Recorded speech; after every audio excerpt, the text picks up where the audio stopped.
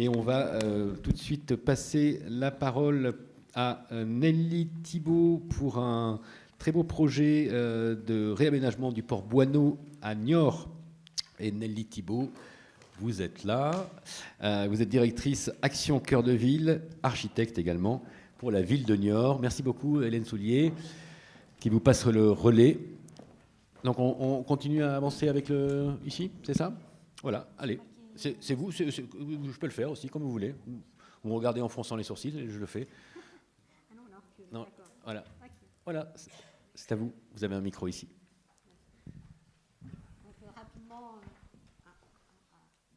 On.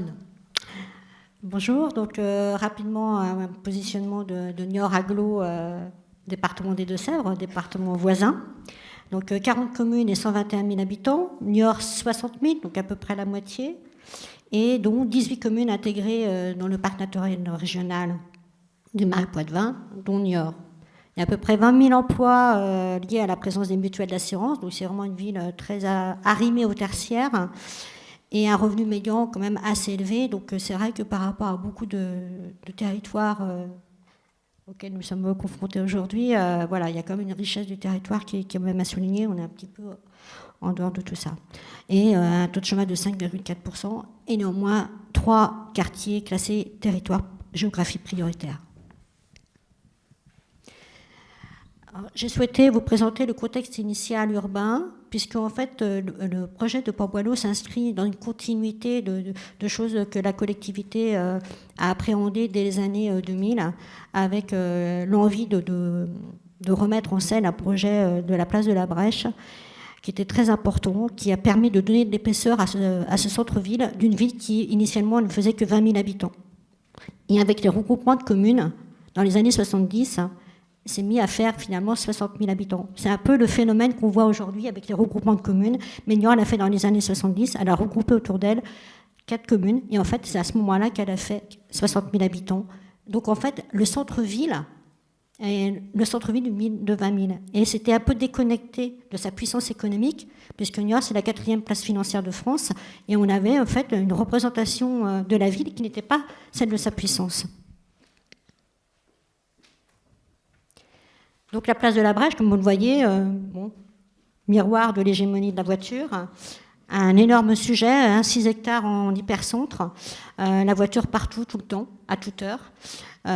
Donc un grand projet qui a décidé de basculer tout ça, faire des plans de circulation, plans de stationnement, pour bouleverser ce centre-ville et s'emparer de cette place qui a permis de donner de l'épaisseur au centre-ville. Quelle année? Le projet a duré 12 ans. Au total, parce qu'après on a fait toute la piétonisation du centre-ville, et ça s'est livré en 2013. Donc vous voyez, c'est une histoire récente de la ville. Donc ça a été un bouleversement très très important, parce qu'il y avait une telle emprise de la voiture dans le quotidien des gens. Bon, ça ne s'est pas très bien passé pour le maire par la suite, évidemment, mais bon, voilà. Mais oui, il n'y a pas de fumée sans feu. Il faut le savoir, quand on fait des choses qui vont dans le sens de la préservation de la planète et de l'individu, on peut payer les pots cassés. Voilà, parce que faire de l'urbain, voilà. Ça a été évoqué aussi ce matin, faire de l'urbain, ça bouscule parfois les... Mais il faut avoir parfois aussi des élus courageux qui passent les caps. Et là, il y a eu un cap qui a été passé, et en fait, ça a permis de renouveler le cadre de la ville, et une fierté a commencé à s'installer pour les Niortais. Et du coup, la question de la voiture a été mise en retrait, la question du paysage dans la ville a pris de l'essor. Et c'est le suivant qui récolte tous les lauriers. Hein. Non, mais bon, ça, puis le suivant d'après fera autre chose. C'est pas, voilà, ça s'appelle la continuité. Donc Niort, ville parc naturel régional, est vraiment très engagée dans le patrimoine lié à l'eau. Donc à suite de la place de la Brèche, on voit la présence de la place de la Brèche en centre-ville, c'est pas rien. Hein. Voilà. Et donc on avait une espèce d'orthogonalité, le centre-ville commercial, et on a la Sèvre, où on avait la chance d'avoir tous les équipements, le centre de musique et de danse, la piscine, un centre d'action culturelle, etc., qui étaient des équipements pareil très très vieillissants des années 60, et pour lesquels, avec Action Cœur de Ville, on a embarqué ce sujet-là. Ils ont été redéployés avec un système contemporain, et du coup ils ont été renouvelés sur site. On ne les a pas fait une correction en disant on va les mettre ailleurs, ils sont trop has-been. Tout a été recyclé sur place. Et au bout du parc naturel urbain, il y avait donc une friche très importante, les usines Boineau, témoin de l'histoire industrielle de Niort, une friche complètement cadenassée. Personne ne pouvait percevoir qu'il pouvait déceler un tel potentiel. Et donc, en cœur de ville, sur une île, elle a permis de raccrocher le centre-ville et ce cœur-là, qui était le cœur battant historique de la ville, initialement, et qui a permis surtout, l'ambition initiale, c'était d'avoir un rapport à l'eau. C'est-à-dire comment, avec ce projet-là, on a pu réinstaurer le rapport à l'eau, et symbole d'une ouverture et un acte de reconnexion vraiment au territoire. Parce que c'est vrai que parfois, les villes se recroquevillent, et là, l'idée, c'est de se dire comment la ville peut avoir une reconnexion au territoire du Marais Poitevin, quelque chose qui lui avait été étrangère pendant un siècle. Donc voilà, une image de Niort, porte du Marais Poitevin. Vous voyez la localisation du site. Donc un site exceptionnel, à l'interface de la Sèvre non navigable et navigable. Donc après, c'est l'Institut de bassin de la Sèvre niortaise. Donc après, c'est vrai qu'on rentre dans des infrastructures extrêmement importantes avec des processus administratifs qui peuvent nous échapper. Le site, dans les années 1924, donc un site extrêmement occupé, très, très, très porteur. Il y avait 15 000 personnes à l'époque qui travaillaient sur la chamoiserie. Très dense, très dense. C'était très dense. Et en fait, les pots de chamois arrivaient par le port. Donc c'était quand même, pour l'industrie de Niort, c'était extrêmement important. C'était un organe vivant de la ville. Donc voilà la chamoiserie. Le site, avant sa reconstruction, sa particularité et sa complexité, c'est une friche industrielle importante. Elle a décliné. Assez vite, le maire, dans les années 2010, a dit il faut acheter ce patrimoine. Donc, une négociation auprès du propriétaire. Et dès qu'elle a fini d'être dans le déclin, il y a eu une liquidation. Et nous, la ville, on a acheté ce site. Parce que voilà, c'était un potentiel à la fois culturel, de l'histoire industrielle de la ville, mais surtout, il y avait un attachement à ces traces et à cette mémoire des lieux. Donc 2,5 hectares, site pollué, en PPRI. Donc, je ne vous dis pas, c'était plutôt sympathique. Bon. Peut-être vous pouvez décoder pour ceux qui ne sont pas... En PPRI, excusez-moi, merci, oui, périmètre de protection au risque inondation. Donc, en fait, on n'avait pas le droit de faire grand-chose parce qu'on était en périmètre rouge. Donc, pas le droit de démolir. Si on démolit, on ne reconstruit pas. Et des contraintes extrêmement signifiantes sur la capacité de réinterpréter ce qui restait là, ce qui était déjà là. Donc ce projet avait déjà vécu une première partie de vie, en fait, en même temps que le projet de la Brèche, mais bon, c'était un peu trop vite, un peu trop tôt. Donc, on a parlé du temps de la construction de la ville, et en fait, le projet était un peu gelé. Et comme il y a eu une nouvelle mandature, il a été complètement repris, y compris dans sa manière de faire. Donc l'idée, c'était de se dire, voilà, on a un projet, aujourd'hui, un site, qu'est-ce qu'on va en faire? On ne sait pas trop ce qu'on va en faire, mais il faut en faire quelque chose. On va faire un concours. Et assez vite, on s'est dit, mais on va faire un concours sur quoi? Concours d'architecture, genre le truc clé en main. Voilà. Non, c'est pas ça l'idée. Donc en fait, on a procédé à un concours où on a essayé de dire le minimum, les enjeux, pas classiques. C'est-à-dire pas, là, il y a tant de mètres carrés, là, il y a telle fonction, tel usage. Non. Des enjeux, des objectifs, des intentions. Et surtout un projet qui soit mutable, qui puisse être réversible dans le temps. Et on a beaucoup travaillé aussi au départ sur la question du périmètre du concours. Donc tout ce qui n'était pas prêt, hop, on l'a mis de côté. Donc en fait, c'est être capable aussi d'avoir une pensée chronotopique du projet, de dire il faudra le faire quand on aura le temps, quand ça sera mûr. Là, les idées viendront peut-être toutes seules, ou viendront par des tiers. Donc c'était un peu une manière un peu, on va dire, étrange de commencer un concours, où on a l'habitude de dire, voilà, on fait un concours, on aura des panneaux, etc. Mais ce n'est pas tout à fait comme ça que ça a été fait. Donc c'était une sorte d'appel à idées, ce concours quand vous... Oui, c'était un peu ça. D'autant qu'en parallèle, il y a 2 projets qui étaient conjoints, donc l'opération Port-Boineau, et en parallèle, il y avait le projet de mise en tourisme fluvial de la Sèvre niortaise. Je rappelle donc que la Sèvre est un fleuve, avec 2 régions, 3 départements, 9 comcom, enfin un beau projet. Les projets étaient un peu comme ça au départ. On se dit, notre programmation va être liée. Dans les hangars, on va mettre un hangar à bateau. Ça va vraiment s'appeler un port. Et finalement, les projets n'ont pas vécu tout à fait au même rythme. Donc, ils se sont détachés, mais on va voir plus tard que finalement, ils se sont bigrement rapprochés. Donc, 2 projets qui se menaient quand même ensemble pour à peu près une même idée. C'est une idée de territoire. C'est comment on refait vivre le territoire avec sa géographie, avec sa topographie. Donc finalement, nous avons procédé à un projet avec plusieurs entités, 4 en fait, qui se sont menées simultanément. Les aménagements du Bief, Port-Boineau, l'image du concours telle qu'on la connaît aujourd'hui, la maison patronale et la fabrique, qui étaient 2 patrimoines anciens aussi sur le site. On a mené en parallèle le processus de labellisation Pays d'art et d'histoire pour les 40 communes de l'agglo et la mise en tourisme de la Sèvre navigable. Alors, quand on décide de faire un projet de manière séquencée comme celui-ci, pas forcément binaire, ça oblige pour nous, collectivités, à avoir une organisation préalable extrêmement conséquente et une agilité permanente. Donc, ça a donné lieu, par exemple, à 80 délibérations. Jusqu'à présent, il va y en avoir d'autres. 50 décisions du maire, beaucoup de dispositions réglementaires, un concours de maîtrise d'œuvre, 2 appels à projets, 3 appels d'offres, 32 expertises, dont une dizaine uniquement liées à l'environnement. La particularité aussi de ce projet, c'est qu'il n'a pas donné lieu à des AMO, nous avons tout fait en interne. L'idée aussi, c'était d'acculturer les services en interne pour qu'ils s'emparent de ces sujets-là, y compris, vous allez voir tout à l'heure, dans la phase chantier. Donc une appropriation complète en interne. Évidemment, à toutes les procédures, les dossiers loi sur l'eau, les permis de démolir, permis de construire, permis d'aménager, diagnostic archéologique, les plans de circulation, les zones de rencontre, etc. Parce qu'il a fallu, comme pour la place de la Brèche précédemment, c'était encombré de bagnoles partout, et donc il a fallu faire un plan de stationnement, et là on a dit plus de voitures, du tout. Donc ça voulait dire qu'il fallait réfléchir à une autre échelle, c'est-à-dire l'impact d'un projet sur l'échelle de la ville. Donc on a travaillé sur des navettes, etc. Modification des schémas directeurs, etc. Voilà le site. Il n'y a pas tout, hein. Il y a d'autres choses encore. Ah oui, il y a plein de choses.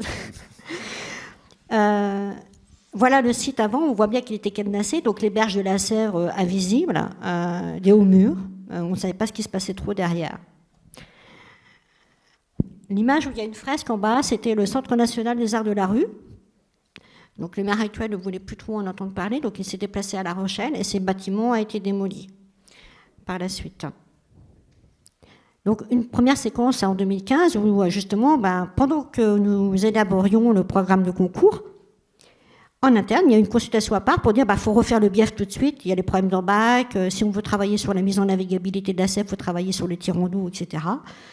Donc ce travail a été fait par la ville de Niort, avec un bureau d'études qui s'appelle BIEF d'ailleurs, et on a procédé aux ouvrages hydrauliques et aux quais. Donc ça, c'est une partie de projet qui s'est imposée à l'équipe de maîtrise d'œuvre qui allait être retenue dans le cadre du concours. L'élaboration du programme. Donc, les entités et les données, les grandes trajectoires qui étaient données. Tisser les liens avec la ville, son territoire et son fleuve, parce que c'était en centre-ville, mais complètement étanche au centre-ville. Créer un lieu de vie innovant, attractif, accessible à tous, donc un lieu complètement ouvert, en direction d'une nouvelle offre de tourisme de loisirs culture tournée vers la nature et la Sèvre. Il y avait une grande volonté de retrouver le paysage du Marais Poitevin jusqu'au cœur de la ville. S'emparer de la question de la résilience, de la renaturation de la ville, et être porteur d'une promotion du territoire sur le volet du tourisme et du patrimoine. Et prétendre à une attractivité douce par le pôle des itinérances, puisque ce secteur est à la convergence de la vélo française, donc Ouistreham, La Rochelle, de plein de parcours, y compris des balades urbaines. Les éléments de contexte et les choix. Donc est arrivé le moment des choix. Qu'est-ce qu'on garde? Qu'est-ce qu'on ne garde pas? Qu'est-ce qui peut être soumis à l'interrogation du programme de concours? Donc là, assez vite, un des axes, c'était un projet qui doit s'adapter quoi qu'il advienne. Donc trouver une équipe qui nous fasse un projet agile et un projet de concours très très partagé très vite avec la direction de la DDT et la BF, puisque nous avions un préfet très rigoureux, puisqu'il venait de Xintia. Et, voilà, il venait de Vendée, il venait de subir Xintia. Alors autant vous dire que travailler en PPRI, c'était un peu compliqué pour lui. Donc on a eu une vision très très rigoureuse de ce qu'on pouvait admettre dans le concours. Donner les champs du possible a été travaillé avec eux. Et puis assez vite on a dit la fabrique et la maison patronale, ce que vous voyez au orange, là c'est trop tôt. On ne sait pas ce qu'on va en faire. Donc on l'a écarté. On a dit que ça ne sera pas dans le concours. Et puis, le projet de la mise en navigabilité qui se temporise, et finalement, en haut rouge, le carré, là, on voulait que ce soit les hangars à bateau, ce ne sera pas les hangars à bateau, c'est pas grave, on lance quand même le concours. Là, le concours, donc c'est Phytolab qui a été retenu. Une des particularités aussi de l'intention paysagère de ce projet, de reconquête paysagère, c'est que nous avions demandé que ce soit le paysagiste qui soit mandataire et pas les archis. Donc c'est quelque chose d'assez exceptionnel. Bon, on a eu de la chance, on est tombé sur Phytolab, puis Franklin Aziz, c'est pas mal non plus, qui ont travaillé, mais de concert avec nous, c'est-à-dire que c'était un travail permanent. Donc un projet assez simple, pas de gesticulation, pas de bavardage. Et en fait, ça respirait la capacité à se développer. Donc je pense que c'est plutôt ça qu'a emporté le projet. Les autres étaient remplis. En fait, c'est la simplicité qui a embarqué le fait que ce projet ait été lauréat. Donc, il a proposé 6 jardins thématiques et 3 bâtiments thématiques qui étaient du coup préservés et révélés.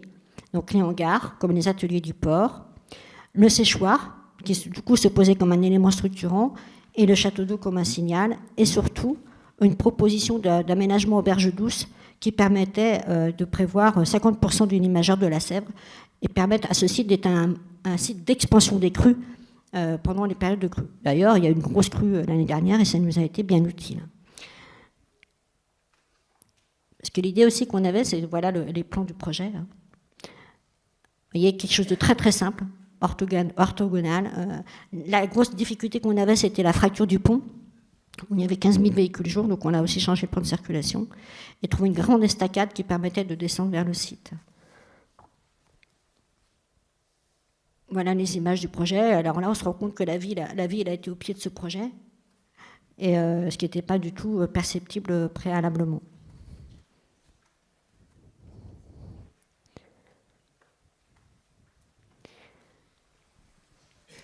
Donc pendant que le projet s'élabore, évidemment, il y a plein de choses en parallèle à faire. Donc toutes les délibérations spécifiques, c'est celles qui permettent aussi des accès au financement, parce que ces projets-là, sans partenariat, sans financement, c'est juste pas possible.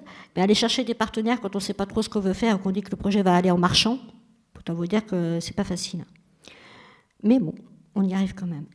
Après plein d'études et d'expertise, très spécifiques aussi, la requalification de la fabrique et la maison patronale, avec du coup des faisabilités programmatiques qui se sont mis en parallèle. La seule AMO auquel on a fait appel, c'est les modalités de gestion et d'exploitation, parce que c'est pas le tout de savoir si de faire un projet d'architecture, mais qui va le faire vivre, comment, etc. Avec toujours cette idée de dire faut qu'on le préserve, faut qu'on se préserve à la maison, etc. Mais des fois, on rencontre des difficultés financières sur la gestion à terme, mais la capacité de la collectivité à avoir ça dans son giron à vitam aeternam. Je passe. Bon, des études et des expertises que nous avons menées en parallèle qui ont été assez, qui ont permis de faire évoluer le projet, et qui ont interagi notamment sur les objectifs environnementaux. Donc on a réduit la surface de la voirie de 40% initialement. Ça a bénéficié évidemment au projet en tant que tel. La création d'une zone de rencontre qui a permis de qualifier tous les environnements autour de l'ancienne friche sur des espaces qualitatifs. Et la libération du stationnement le long des quais, avec une insertion de voies vélo et évidemment une valorisation du paysage, puisque comme les voitures étaient garées en permanence sur les quais, la Sèvre n'était pas visible. Et au niveau du diagnostic environnemental, évidemment, les plaisirs d'une friche industrielle, des hydrocarbures, des métaux, des sédiments dans les bassins qui étaient très profonds, les bassins qu'on a voulu préserver. Voilà. Donc après, tous ces processus-là qu'il faut mener de concert de manière très réglementaire, c'est des choses qu'il ne faut pas négliger, qu'il faut viser très très tôt dans les projets, parce que ça influe après sur l'agilité qu'on a du projet avec les archis et à trouver les meilleures solutions. Mais on sait tous ici que c'est parfois dans la contrainte qu'on trouve les meilleurs projets. Ça fait partie des 32 études que vous aviez lancées. Oui, ça fait partie qui ont impacté directement le projet. Et évidemment, des présences de contamination des sols en surface qui ont imposé des restrictions d'usage des sites. Parce qu'au départ, on s'était dit on va mettre des vergers pour la population. Non, ça n'a pas été possible. Ah non, c'est quand même un peu polluant comme industrie. C'est un peu polluant. Donc, restriction des usages futurs. Recouvrement des terres contaminées. Enfin bon, on a eu plein de process à mettre en place. Une zone de reconnaissance archéologique tant mieux, parce que vous allez voir, ça a été un élément de plaisir pour nous. Voilà. Et même pour les plantations, on n'a pas pu planter là où on voulait, etc. Bon. Donc, là aussi, quand on est dans des sites industriels, on n'est pas dans des sites faciles. Hein, voilà, Donc, l'état du sol existant au moment du concours, et l'état du sol après le concours, où on a gagné quelques 6000 m² de surface en pleine terre végétalisée. Donc, ce n'est pas rien. Et vous voyez le grand triangle en bas, là, c'est la berge douce. Donc, c'est maintenant un aplat doux qui vient, et l'eau donc, peut venir jusqu'au séchoir. Pardon, là, c'est ce qu'on appelle les hangars, là, le séchoir. Et donc, l'eau est venue jusque-là l'hiver dernier. Donc, l'idée aussi qu'on avait imposée au projet de concours, c'est qu'il fallait que le projet il ait une respiration. C'est-à-dire qu'un projet, il n'est pas monolithique sur l'année, qu'il faut qu'il puisse vivre sur les 4 saisons. C'est-à-dire qu'il faut qu'il soit beau en hiver. Il peut être très beau l'été, mais il peut être très très beau en hiver, et c'est le cas. Donc, parce qu'il prend une autre allure. Les limites physiques ne sont plus les mêmes avec la Sèvre qui déborde, etc. Donc il y a une poésie des lieux qui doit être retrouvée à chaque saison. La montée en charge du projet. Donc là, on a parlé de recyclage. Donc le moment du concours, c'est un moment assez événementiel, la presse, tout ça. Et qu'est-ce qu'on fait après quand tout le monde retourne dans ses bureaux d'études, où nous, ça provoque chez nous un travail intense, mais la population ne voit rien. Et ça dure 2 ans en général, 3 ans. Et donc l'idée a été de restituer cet espace, de le faire découvrir aux Niortais. Donc on a conçu un espace en interne avec que du réemploi. Même la terre végétalisée, c'est du réemploi, les bancs du réemploi, les gravats du réemploi. Et avec le service culture, on a travaillé sur une occupation des lieux sur à peu près 1 an, 18 mois.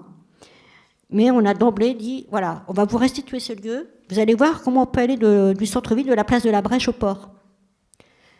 Et c'est drôle à quel point la population s'est emparée de ce lieu assez vite. Alors après, il a fallu vite dire aussi, mais ça va être fermé. Hein, vous savez que dès qu'on va commencer les travaux, ça ne fait rien. Il y avait une reconnaissance de lieu, ils se sont emparés. Tout le monde s'est dit, ah super, ça va être à nous plus tard. Un chantier évidemment complexe, hein, de nombreuses entreprises. Un rôle de l'OPC qui a été très très signifiant par rapport à toute cette organisation décomposée. Un site par contre qui est en site fermé, pour avoir vécu le projet de centre-ville, en site fermé sans les commerces, sans les riverains, parce qu'on était sur une île, c'était le côté commode un peu du projet. Une coordination délicate avec les concessionnaires de réseau, c'est quelque chose qui n'a pas été forcément très très simple, je pense qu'il faut le souligner. Voilà. Préciser ? Quand il faut déplacer des transfos, etc., les temporalités du projet ne sont pas forcément présentes, et surtout qui paye quoi, enfin, etc. Parce que là, on était sur des montants assez signifiants. Voilà. Et puis, quand on a dit, il faut aussi qu'on s'occupe du pont. Le pont, c'était département. Donc aussi, réenclencher des systèmes d'accord partenarial sur qu'est-ce qu'on peut faire sur ce pont, pour qu'il n'ait pas moins l'air d'un pont et que c'est plus lié plus à distance de la circulation. Et en fait, ça marche assez bien. Et quand ça a été compris, en fait, il faut passer des caps. C'est-à-dire passer un cap d'un projet qui se fait classiquement dans une ville comme la nôtre, dire, est-ce qu'on peut faire autrement ? Et ça, il ne faut pas avoir peur de le faire, parce que finalement, ça finit par marcher. Il faut un peu de patience, mais l'engouement du projet fait que finalement, tout le monde finit par être embarqué par le sujet. Mais c'est vrai que ce n'est pas forcément évident, quand on a affaire aux concessionnaires, aux autres acteurs, de tous les embarquer en même temps. Question de temporalité, bien entendu. Et puis, des nombreux aléas, mais je vais en parler sur les petites photos que je vais vous montrer tout à l'heure. De la même manière qu'on a fait le BIAF avant, comme on a démoli des bâtiments qu'on avait dans le concours, on a dit ils seront démolis, on les a démolis, donc notamment le CNAR, ce qui nous a permis assez tôt de lancer la partie archéo. Et là, magnifique découverte, puisque la déesse antique Epona a été retrouvée, ce qui a démontré que la ville de Niort était là de longue date, et à cet endroit-là en particulier. Donc là, c'était une chance extraordinaire, une révélation, et qui a encore donné encore plus de valeur à l'idée de reconquérir ce lieu. Les photos de stabilisation de la berge. Donc là, on a eu un petit souci. Il y a 2 arbres qui étaient le long de cette berge. Le maire voulait absolument garder les arbres. Et à un moment donné, il a basculé. Donc là, ça s'est très très mal passé. On a passé des très mauvais quarts d'heure. Il a dit, maintenant, plus rien, on coupe plus rien. Et finalement, même les projets les arbres qui étaient prévus à la destruction, finalement, on les a gardés. Et ça a donné lieu à des petites astuces de l'archi qui ont été sympas. Et vous allez voir. Des bâtiments qui sont complexes, les bâtiments industriels, par définition, sont de stature complexe. Et là, on avait le séchoir, qui était une facette porteuse d'un côté, une facette poutre de l'autre. Et quand il faut le réinvestir pour en faire un lieu public à moindre frais, avec un projet réversible, ça n'a pas été rien.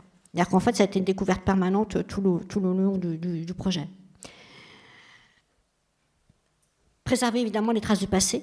Donc, dès lors qu'on a connu le projet, ne démolir et écurter que ce qui était vraiment strictement nécessaire. Ça, c'était le point d'orgue, tant sur le point de vue végétal que sur le point de vue bâtimentaire. Petit aléa sur les hangars. Vous voyez, la structure, c'était du fil. Au départ, je vous ai dit un hangar à bateau. Très bien, un hangar à bateau, on faisait un truc brut, tout allait bien. Mais, je vous ai dit tout à l'heure, le CNAR s'est déplacé vers La Rochelle. Mais le monde de la culture s'est un petit peu réveillé pendant le projet. Il dit, oui, on n'a plus de lieu, on va avoir un lieu magnifique ici, la culture, etc. Et le maire dit, OK, finalement, on va faire bouger le projet et ça va être un lieu bar culture. Ah oui, mais bar culture, ça veut dire qu'il faut chauffer, il faut isoler. On reprend toutes les études. Bon, il y avait un petit peu d'amiante. Pas les 32. Pas mal d'études. Du coup, des études de structure, etc. Et finalement, on arrivait à un compromis. Mais l'entreprise qui devait mettre en œuvre a refusé les bonnes notes de calcul. En disant, ce n'est pas les bonnes notes de calcul, il faut reprendre un autre process. On a perdu 3 mois. Vous allez voir, ça a eu des conséquences très importantes sur le retard du chantier. Donc finalement, ça s'est quand même fait. On a rajouté 1 million d'euros au projet. Mais derrière, il faut accepter les avenants, pas le tout de prendre des décisions. Mais bon, le projet a évolué positivement. Donc adieu les hangars à bateau, vive la culture et les cafés. La culture est un beau voyage aussi. C'était un beau voyage. Mais du coup, voilà, même l'identité même d'un projet, il a évolué au fil du projet. Donc, mais en même temps, c'était l'esprit initial du concours. Donc finalement, personne n'a été perturbé sur cette question-là. Considérons les passerelles. Tout un jeu de passerelles qui permettait de cheminer, un peu ce qu'on a vu d'ailleurs à Nantes. Je pense que c'est Phytolab aussi. Voilà, ils nous a vendu le truc. Pour descendre du pont. Comme le DDT considérait que le directeur départemental des territoires et le préfet considérait que toute projection au sol était une construction, on n'a pas le droit de les faire. C'était des passerelles en bois. Donc, en fait, on a été amené à faire des passerelles à jouer. Et comme en même temps, on avait retrouvé Epona, plus de fondation en pieux, il a fallu faire des long greens. Donc, pareil, avenant, repositionner les passerelles, etc. Donc là, c'est vraiment l'interface de la problématique d'un lieu en site d'inondabilité, un site archéologique, etc. Mais, comme le projet était simple, il y a beaucoup plus de capacité à remanier, à envisager son devenir et à le revisiter. Je vous ai mis là la première vague de plantation. Pourquoi ? Parce que les élus ils sont toujours préoccupés par aussi la question de toute façon, je veux inaugurer en 2020. Je ne vous dis pas à quoi ça correspond. Bon, je veux inaugurer en 2020. Je vais inaugurer en 2020. Donc nous, c'était possible, mais sur les espaces publics et les hangars. Le reste, c'était un peu plus compliqué. Donc, il a été décidé d'une inauguration plusieurs temps. Mais pourquoi pas, parce que le projet prenait son temps. Et la première vague de plantation, on l'a fait très très tôt, dès 2018-2019, pour que quand il y aurait les inaugurations, ça soit déjà un petit peu végétalisé. Parce qu'on est confronté aussi à créer un paysage, c'est assez ingrat, parce que quand on ouvre l'espace à la population, les arbres ne sont pas encore trop épais. Enfin bon, il faut 10-15 ans pour donner une allure un peu... ce à quoi on les compte sur le projet. Et donc là, les plantations, on les a fait faire par les agents municipaux, en accord avec Phytolab. Pourquoi ? Parce qu'on s'est dit, s'ils assument maintenant, qu'ils plantent maintenant, ils entretiendront bien mieux l'espace plus tard et ils vont s'emparer. Ce projet-là va leur appartenir, parce qu'on avait décidé que ce serait des espaces publics, municipaux. Rien ne serait vendu. Voilà. Donc ça aussi, c'est quelque chose qui est important. Qu'est-ce qu'on laisse faire à nos services municipaux et qu'est-ce qu'on fait faire à des tiers ? Donc en permanence, on a gesticulé aussi avec cette idée-là. C'est du management de projet, mais je pense que c'est essentiel. Bon, voilà quelques photos du projet. Il faut qu'on accélère. Et voilà, c'est bon. Donc la fabrique et la maison patronale, on a fait le concours, enfin plutôt 2 appels d'offres et des appels à manifestation d'intérêt. Alors là aussi, dans la temporalité, un petit souci. On a lancé un appel à manifestation d'intérêt pour recueillir le futur prestataire qui occuperait les locaux. C'était trop tôt. C'était trop tôt parce qu'on était à N-3 ans et c'est impossible de trouver un prestataire à N-3 ans. Donc on a reconsulté et puis là, bon, ça a matché. Il va y avoir un restaurant bistronomique dans la fabrique, dans la maison patronale, pardon, et un espace séminaire coworking sur les questions environnementales dans la fabrique. Voilà, donc aujourd'hui, nous nous retrouvons à un site à la convergence des itinérances, un lieu d'activité qui converge à la programmation de loisirs, de culture et de découverte du territoire. Et c'est un projet, c'est vrai, un site qui vit différemment l'été, l'hiver, le printemps. Il est très adaptable. Le rapport à l'eau a pris toute son ampleur, tout ce qui était ambitionné au départ est vraiment là. Vous voyez, la Vieille Sèvre, des estacades, les bassins botaniques ont été retrouvés, le bief. Donc l'eau dans toute sa puissance et dans toutes ces typologies d'écriture. Et vous avez trouvé un hangar à bateau? Non, le hangar à bateau, je pense qu'il ne va pas être là, il va plutôt être du côté de Maran. Parce que maintenant, il va y avoir 20 bateaux, 10 à Niort et 10 à Maran qui vont se croiser, mais ça va plutôt être à Maran que va se passer la logistique technique. Et à Niort, ça va être la capitainerie. Voilà, chacun se partage. Donc, on parlait de projet de territoire, pas faire ce qu'on a là, ce qui est à côté. Là, entre Niort et Maran, les choses se sont réparties. Bon, voilà, tout s'équilibre. Tout finit par s'équilibrer, il faut du temps. Un peu d'énergie aussi. Voilà, donc vous voyez, au rez-de-chaussée, a pris place finalement l'office de tourisme. C'était pas prévu au départ. À l'étage, le centre d'architecture, on va pas dire ça parce qu'on n'a pas encore le droit, on va dire l'espace Epona, voilà, de découverte des milieux des 40 communes. Et puis là, en parallèle, l'Institut de bassin et le parc naturel régional ont refait la cale du port avec, vous voyez, les bornes électriques pour les bateaux qui devaient arriver à l'automne, mais je pense que ce sera plutôt pour l'été prochain. Et donc, de proche en proche, en fait, les espaces connexes à Port-Bouanneau, finalement, se rétablissent. Et c'est une vraie réussite, parce que finalement, il y a eu aussi une conjonction de plusieurs projets sur un même lieu. Tout à l'heure, on a évoqué la question des modalités d'occupation du site, c'est important. Donc, je vous ai dit que c'était un bien commun. C'est un bien commun, ce projet-là. Et finalement, rien n'a été restitué, y compris la fabrique et la maison patronale ne sont pas vendus. Ça va rester que des biens municipaux. Alors, plusieurs formes, évidemment, d'occupation, hein, des AOT, des amphithéoses, tout ce qui est possible et imaginable en modalité d'occupation. Mais finalement, la ville reste maître. Voilà, la culture prend toute sa place, hein, avec un sujet maintenant qui s'appelle Parcours vers la mer, hein, qui prend place un peu comme le voyage à Nantes. Voilà, belle réussite. Voilà, les photos, elles ont été prises il y a 1 an et demi, celles-ci. Donc la végétation a vraiment pris le dessus, hein, c'est impressionnant.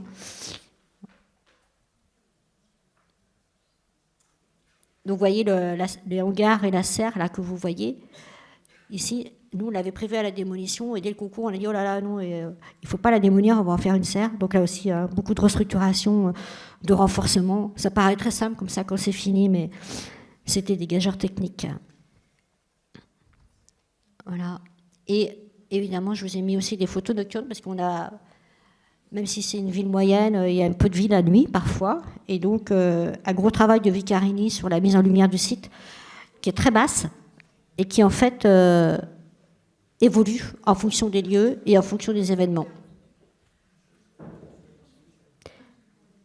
Quelques données, donc la difficulté d'avoir un projet qui est un peu en avance sur son temps. On est confronté en fait à la segmentation des partenariats et de leurs modèles. Je pense qu'aujourd'hui, ça bouge un petit peu sur ces questions-là. Donc, vous voyez un investissement de près de 23 millions d'euros et 27% de financement. Donc c'est assez faible. Donc, il y a eu un courage municipal quand même à aller au bout de cette opération. Bon, ça s'est sans doute fait au détriment d'autres, hein, mais se concentrer sur ce projet-là, c'était important. L'Aglo a aussi été en partie maître d'ouvrage. Et puis bon, voilà, quelques chiffres. Donc aujourd'hui, j'ai mis 7 années après le projet, parce qu'on a l'impression que ça s'est passé très vite. Mais finalement, ça fait quand même 7 ans, et c'est pas fini, parce que la fabrique et la maison patronale est un sujet qui est embarqué maintenant. Et le temps, c'est important. Il ne faut pas négliger le temps. Enfin, ça ne se fait pas comme ça. Ce n'est pas des boîtes qu'on ouvre. Et ça, c'est quand même assez difficile à comprendre et à faire percevoir. C'est-à-dire qu'on disait 1, 2, 3 mandats. Je pense que c'est la réalité de ce type de projet. Voilà. Et donc un projet qui a répondu aux aspirations initiales. Donc c'est pas parce qu'on n'a pas tout prédéfini au départ qu'un projet ne répond pas aux aspirations initiales, et c'est peut-être là qu'est l'essentiel. Et aujourd'hui, avec ce projet-là, le centre-ville s'est une nouvelle fois agrandi, on a retrouvé une nouvelle épaisseur du centre-ville, mais du coup en le connectant vraiment à son territoire, et ça c'est très intéressant. Puis évidemment ce projet-là, c'est une reconquête, une vraie reconquête. Et voir comment la population s'en est emparée, c'est assez surprenant. C'est un projet qui a déjà eu quelques prix. Et on croise les doigts, puisqu'on est aux Victoires du paysage 2022. C'est le 8 décembre. Là, voilà. On attend. On attend. On va pas passer de film. On vous le souhaite. Merci beaucoup. Oui.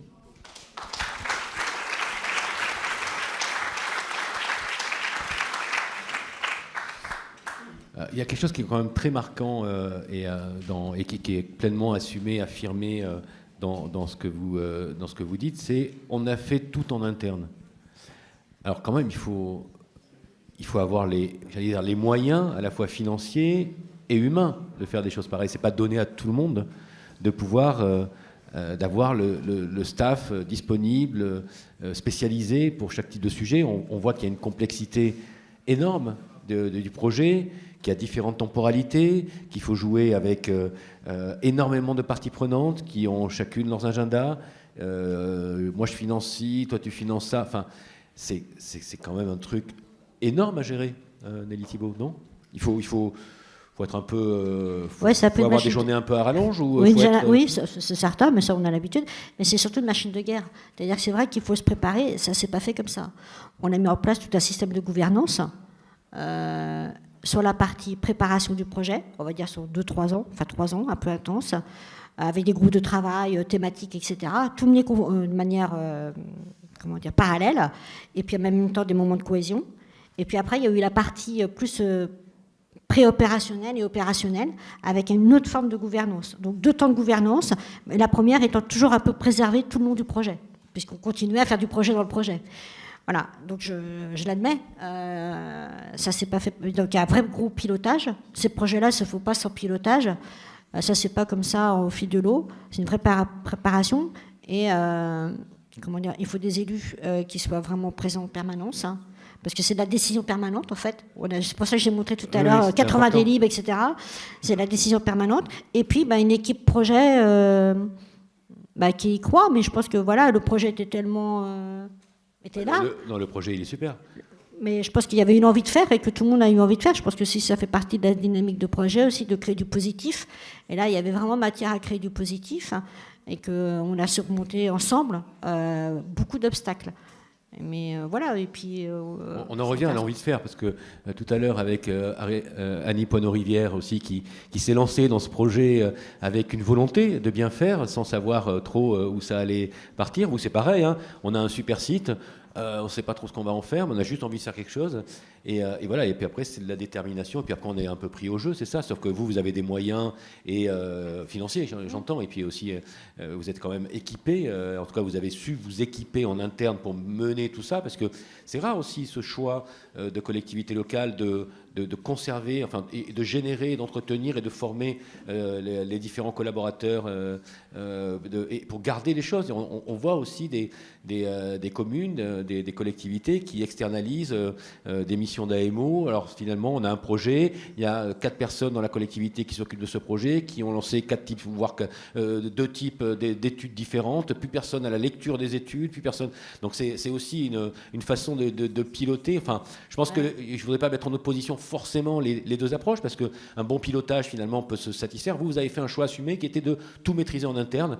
Ça vient d'où? Ça vient d'expériences passées qui se sont mal passées, ou ça vient d'un désir d'avoir en interne des gens qui sont capables d'être des moutons à 5 pattes, comme le disait tout à l'heure Adrien Gros, qui peuvent faire à la fois de la participation, du montage opérationnel, du montage de dossiers, du financier, du juridique, c'est ça? Oui, c'est ça. Puis je pense que c'était une volonté du maire assumée. Je pense qu'il y avait un rapport affectif à ce projet. Et de dire je ne vais pas le laisser aux autres, genre les AMO, un peu des Je fois. vais pas le laisser aux autres. Ouais, Ah oui, c'était comme ça. bah, un peu, non pas, je caricature, mais l'AMO, parfois, on a affaire à des copier-coller, et ils voulaient avoir la maîtrise complète. Mais je pense que la maîtrise complète, c'est dire, bah, je pense que je sais ce qu'il faut en interne. On venait de sortir quand même du projet de centre-ville. On avait manié quelques concepts.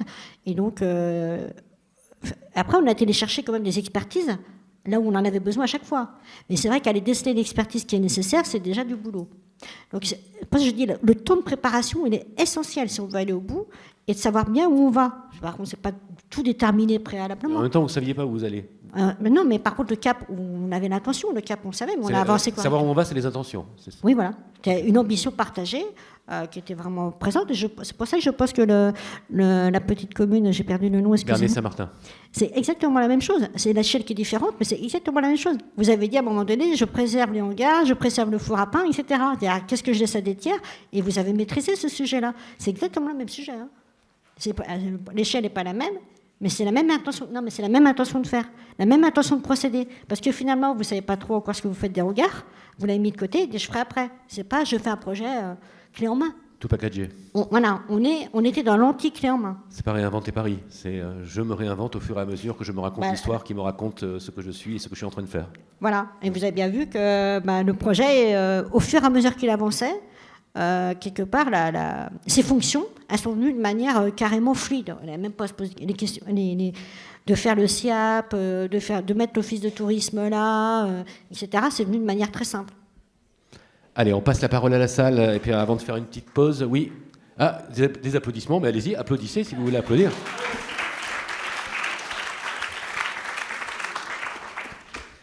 Oui, j'ai vu une main se lever, madame, en marinière, donc pour Port-Boineau, franchement, c'est l'habillement idéal. Bonjour. Merci pour ces riches explications.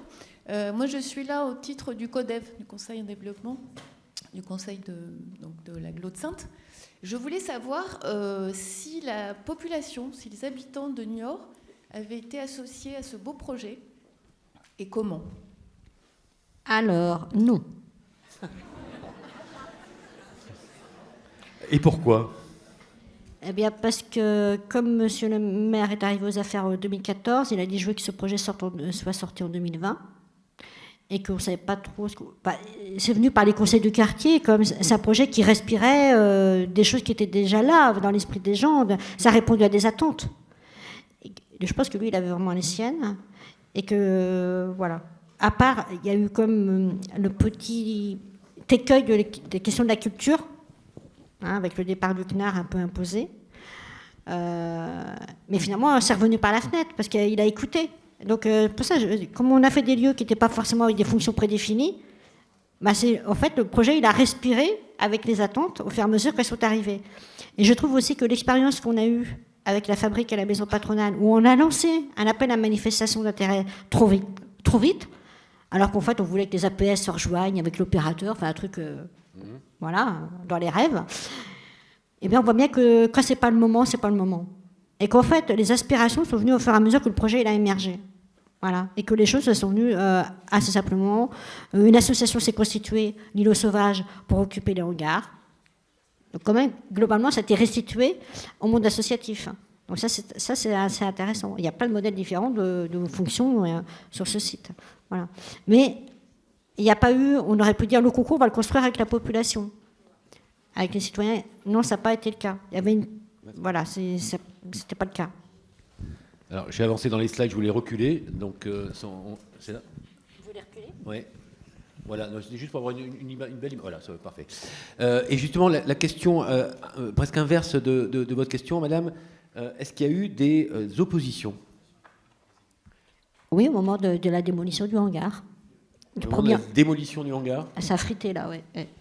Là, ça a frité. Après, comme je disais, c'était un projet... Vous pouvez un petit peu développer ça a frité ? Ça a frité sur les réseaux, par voie de presse, parce que c'est quand même...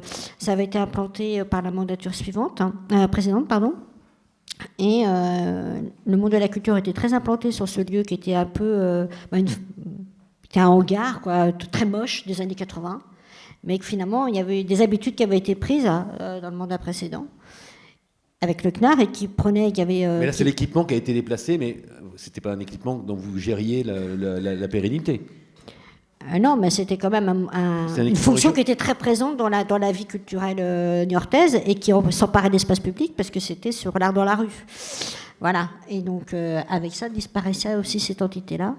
Et c'est pourquoi aussi on avait fait les espaces publics précédemment, c'est-à-dire c'était pas que pour faire du beau, c'était des espaces publics qui étaient vivants avec les arts de la rue qui prenaient leur place pleine et entière avec le CNAR dans l'occupation des espaces de la ville de Niort. Okay. Donc c'était un autre champ, changement de mandature, changement de voilà. Donc nous on suit, hein, on est techniciens. Bah oui. Voilà.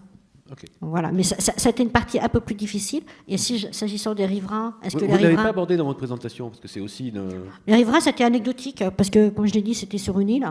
Donc voilà, il y a juste une partie du boulevard, il y a quoi, une quinzaine de riverains qui ont dit « ouais, on n'est pas contents, il va y avoir vachement de trafic automobile, etc. » On a dit « non, c'est tout le contraire. » Donc en fait, on les a acculturés au projet. Je peux vous dire que dès lors qu'on a refait le boulevard Main, avec une toute petite voie à sens unique, avec des paysages qui allaient jusqu'au bord de la façade, on ne les entend plus du tout. Hein. Je pense qu'il y a une valorisation de leur patrimoine qui est impressionnante. D'autres questions ou remarques ou observations?